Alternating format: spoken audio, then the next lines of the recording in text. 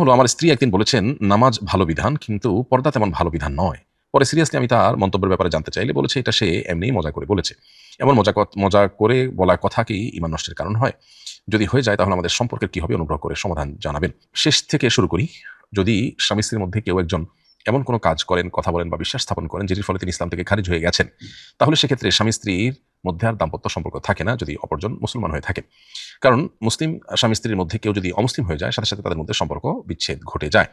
এখানে আপনার স্ত্রী যে মন্তব্য করেছেন এই মন্তব্যের ফলে তিনি ইসলাম থেকে খারিজ হয়েছেন কিনা, এর উত্তর হলো যে তিনি যে মন্তব্য করেছেন পর্দা ভালো কোনো বিধান নয়, এটি সুস্পষ্টভাবে কুফরি।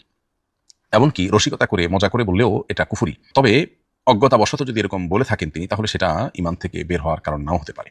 তারপরও সতর্কতামূলকভাবে আপনারা স্বামী স্ত্রী উভয়ে আপনাদের বিবাহটাকে পুনরায় নবায়ন করে নেবেন। দুজন সাক্ষ্যের সামনে প্রস্তাব এবং সম্মতি থাকবে এবং কিছুটা মহান নির্ধারণ থাকবে, তাতে আপনাদের বিবাহ নবায়ন হয়ে যাবে। এর জন্য ঘটা করে কোনো আনুষ্ঠানিকতার প্রয়োজন নেই।